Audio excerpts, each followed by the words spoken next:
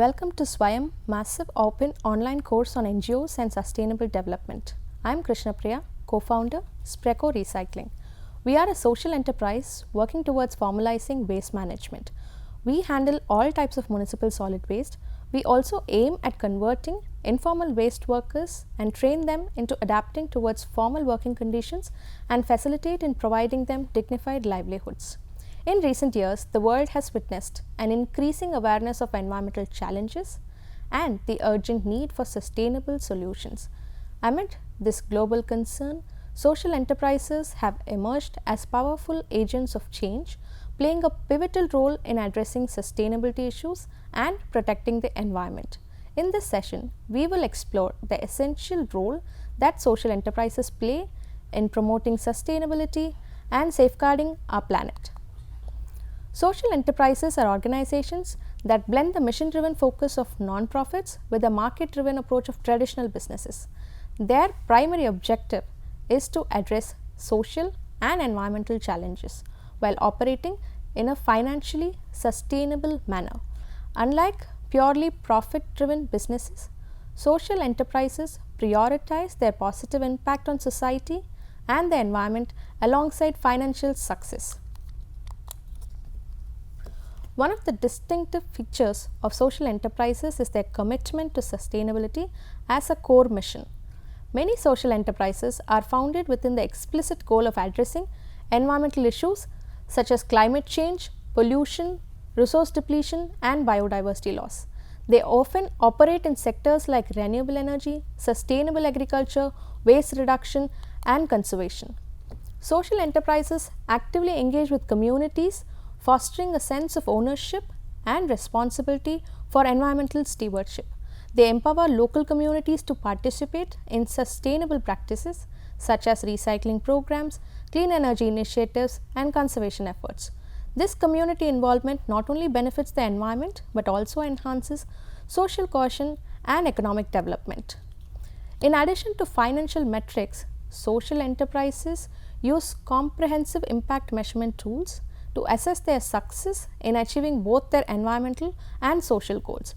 They track and report on metrics such as carbon emissions reduction, waste diversion from landfills, and the well-being of the communities they serve. This transparency helps build trust among stakeholders and encourages also the overall accountability. Throughout this session, we will be talking about the impacts of improper waste management and also how as an individual we can contribute towards proper waste management and towards the betterment of the environment.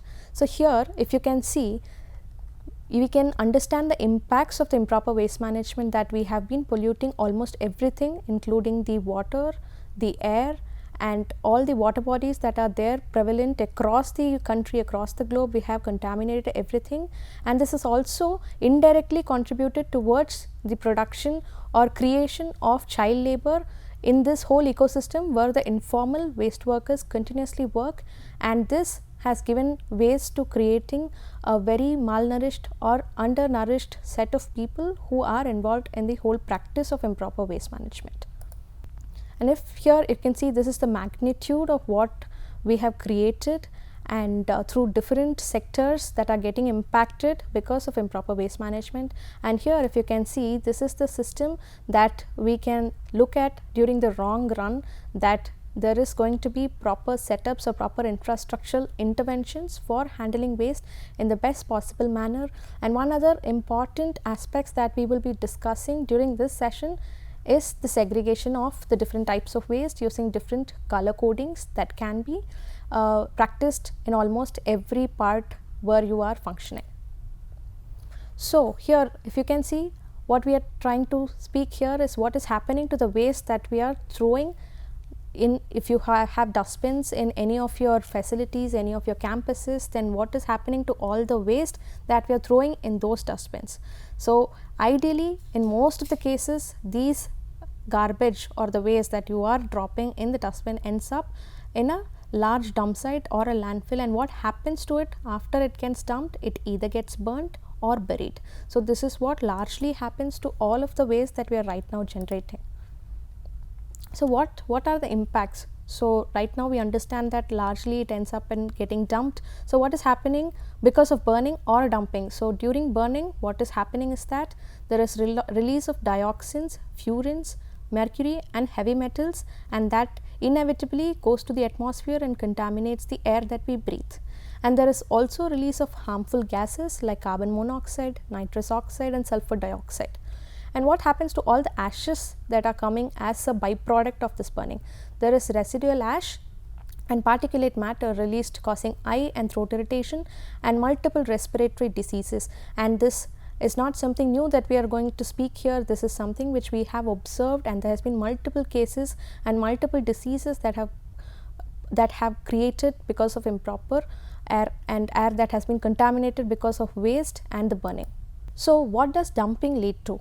So dumping leads to the release of greenhouse gases like methane and carbon dioxide, and it also entertains soil and water pollution due to the leachate that is coming through all the waste that is getting generated. There is also an array of diseases that can be spread due to rodents, insects and flies that are all infesting because of the waste that we have dumped. And it also impacts animals, birds ingesting plastic and dying, and this again we have seen a lot of cases where there have been a lot of birds and animals that had died because of ingestion of plastic and other waste that we are dumping. And here if you can see, there are a lot of cases that you can see here on the display, and all of this has happened because of landfill collapses and people dying because of the landfill that have collapsed. Can you imagine death of people because there have been a landfill collapse? And landfill is nothing but waste that we have aggregated over a period of time, and that creating so many deaths across the country, across the globe, and people suffering because of all the waste that we have created. Death due to collapse of landfills. Can you imagine a death worse than this? This shouldn't be happening, but we have it all over the news that there have been a lot of garbage dump collapses, killing so many people who are there surviving on scavenging all the dump sites that are there across the world. And if you can see, there has been immense cases in India where there has been a lot of deaths because of landfill slides and collapses, or people run over through the vehicles that are there in the landfills. And this is something which is a sad reality of all the waste that we have been generating and how it is impacting multiple lives in the process.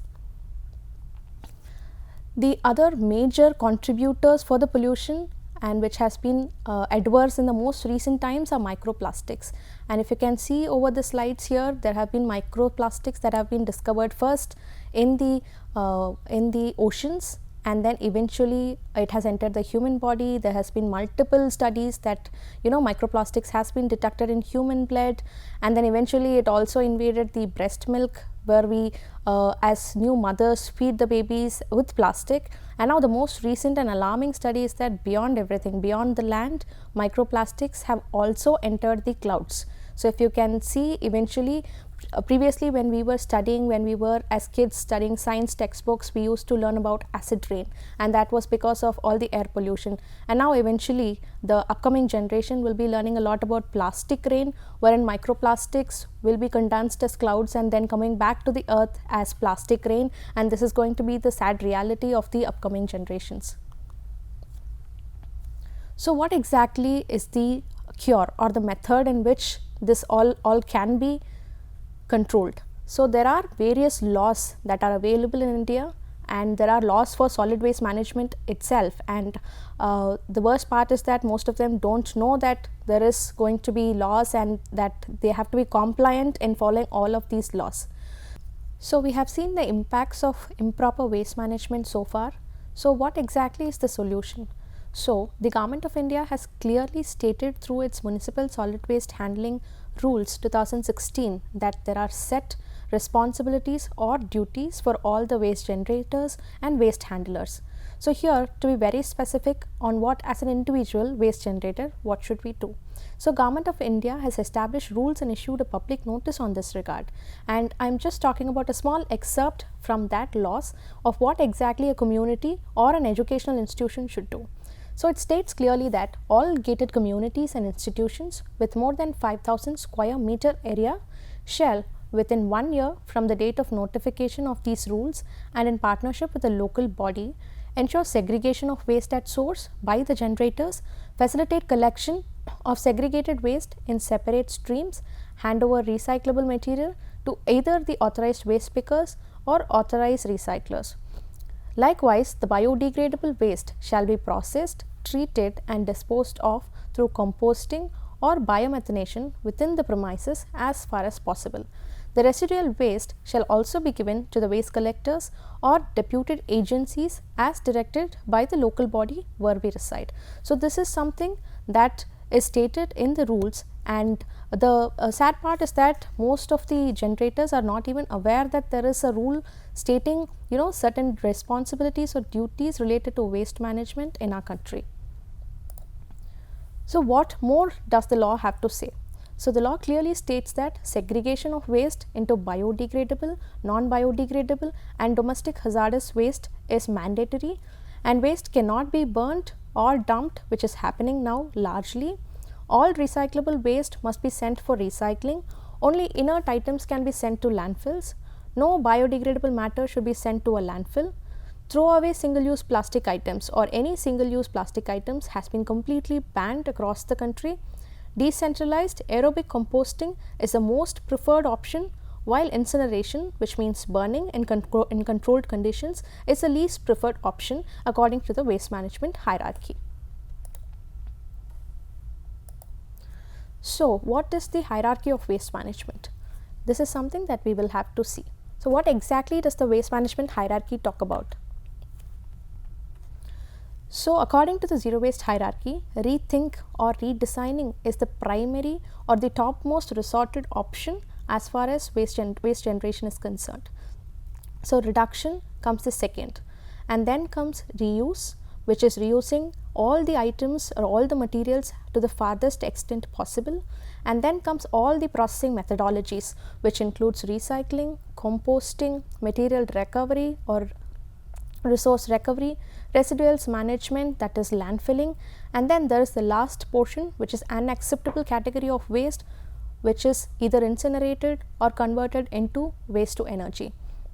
So, if you think about the first option, rethink or redesign, this comes at the design phase of any of the material, extending the shelf life of the product, and then comes the reduction. So, reduction in the current consumeristic lifestyle that people have, how do we think about reducing all the consumeristic lifestyle that we have, and how do we come out of that and see that the consumeristic mindset of ours is completely changed towards reduction mindset, wherein we reduce all the purchases that we do and all the new technologies that we frequently adopt to, and change all the gadgets that we have.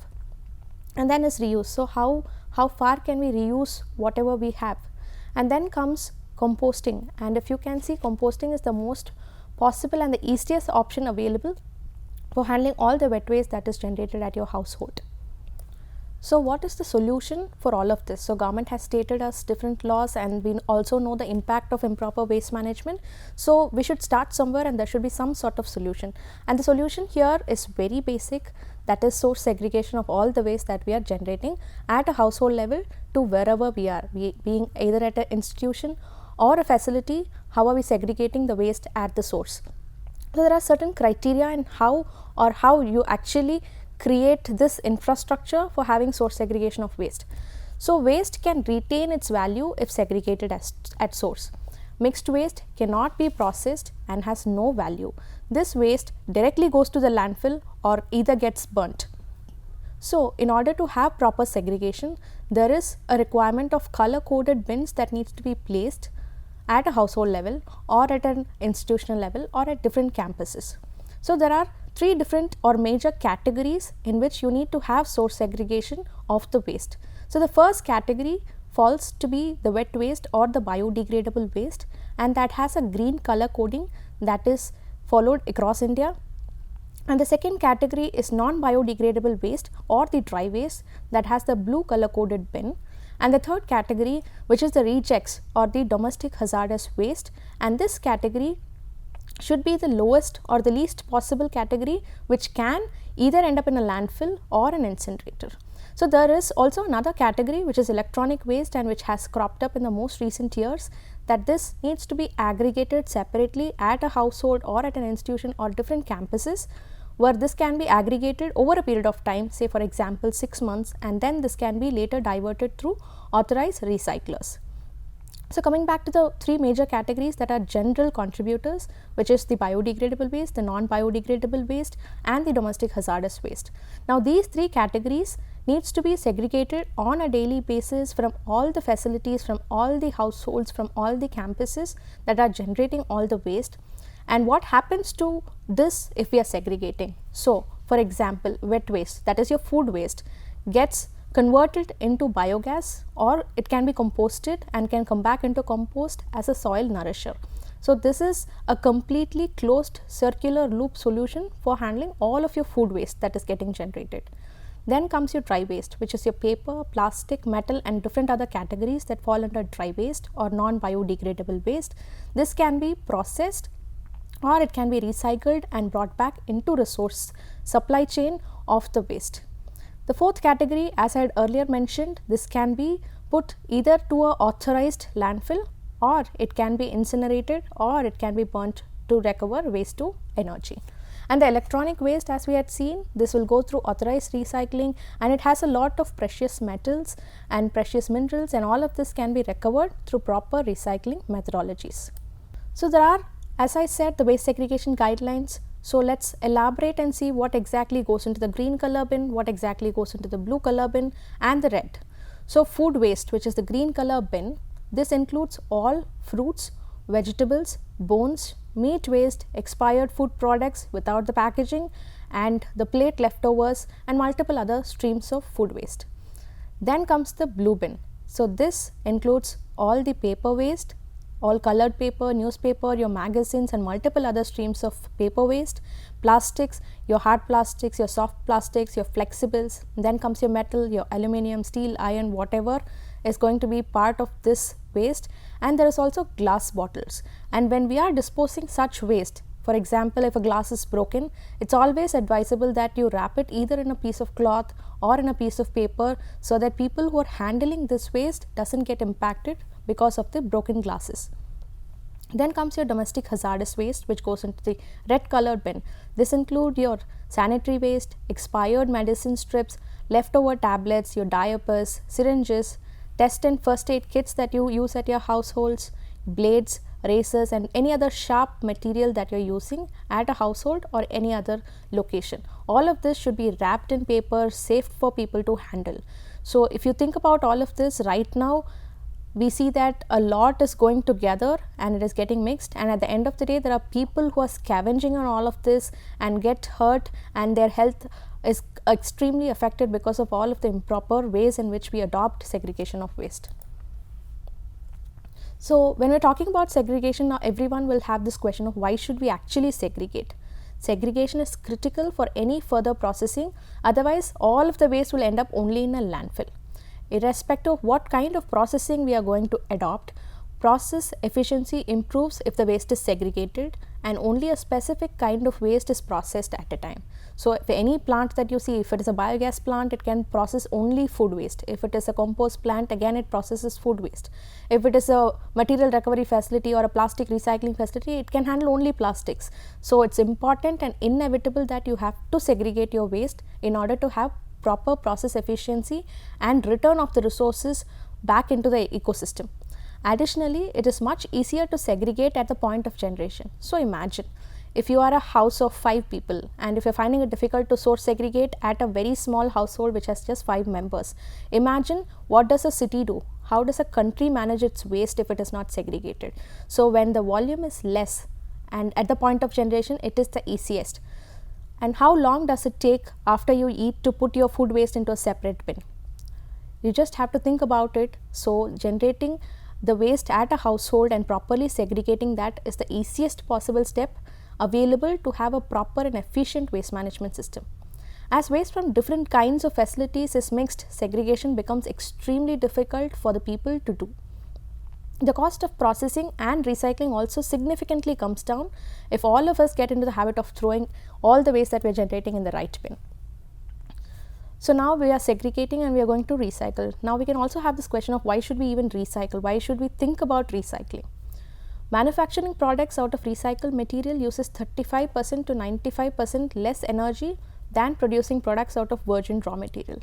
And now the ecosystem is slowly shaping towards using a lot of recycled material into new produces. For example, PET. So PET bottle has extremely high rates of recycling that's happening across the globe, and there's a lot of materials and lot of brands that have resorted to having or introducing recycled material into their supply chain and creating new materials out of recycled materials. Each additional metric ton of waste diverted to recycling reduces the greenhouse gas emissions by 1.3 to 2.7 metric tons of carbon dioxide on an average. Recycling generates 10 to 25 times more jobs than landfills and waste to energy incinerators. So, because we are talking here about sustainable development, we should also understand the relationship between the environment implications of proper waste management and also the sustainable development goals. And this sustainable development goals, they were created on 3 dimensions, and sustainable development has been defined as development that meets the need of the present without compromising the ability of future generation to meet their own needs. For sustainable development to be achieved, it is crucial to harmonize 3 core elements. One being economic growth, the second one is social inclusion, and the third one is environmental protection. So, environmental protection and social inclusion are one of the key pillars or pillar area of growth that sustainable development is banking upon, and these 2 aspects are something which are very critical to waste management as well. So, waste management or proper waste management has complete environmental protection as its primary benchmark, and also includes all the societal elements like the informal waste workers and bringing them back into the system and creating proper livelihoods, thus creating a model of social inclusion in its whole working model. So, we have 17 SDG goals, and there are various areas which is getting impacted because of the industry of waste management, which we will be looking in at a later point. So, here we are looking about SPRECO. So, SPRECO is a, sorry sir, repeat. So, here we will be looking about SPRECO recycling. So, we are an organization that are working towards sustainable ecosystem for waste management, and how we are building this and what is the process that we are adopting. We will be looking at a little more in detail of the work that we have been doing, which can help you understand how waste management is impacting the sustainability of the people and the planet. So, to brief about us, we are SPRECO Recycling Private Limited, and we are a social enterprise offering customized waste management service to bulk waste generators. So, bulk waste generators are people who are generating more than 100 kgs of waste in any given day. So, this might comprise of large communities and then educational institutions, hospitals, hospitality segments, and industrial parks and different warehousing sectors which are generating more than 100 kgs of waste in any given day are termed as bulk waste generators, and we offer them services in properly channelizing the waste that they are generating and also diverting it to authorized end destinations. We believe in building a truly inclusive, formal and decentralized waste management ecosystem, and we work towards optimizing the overall carbon footprint generated during the process of waste collection, aggregation and transportation. So, the entire supply chain of waste works a lot, hinging everything towards transporting of waste from one location to the other, and we are looking at optimizing how can this become a truly circular model and help towards local ecosystem development. That is how we can integrate the informal workforce into a formal ecosystem, and also see that all the waste that is generated within a specific community gets utilized within the same community and helps towards the economic growth, and also thereby reduces the transportation footprint of the waste from one location to another.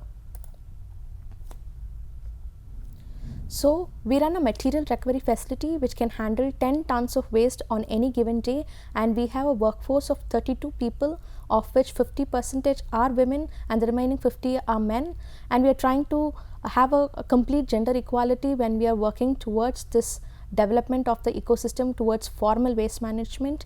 And we have a semi mechanized unit, so we have different machineries and we have different equipments that are supporting in people in reducing their workload, and we have a complete automated system where there is a conveyor belt in which the waste gets loaded, and if you can see here, this is the conveyor belt and there is a lot of waste that keeps getting fallen on the conveyor belt, and there are people standing over the mezzanine floor where they keep segregating it into different categories of waste that are available.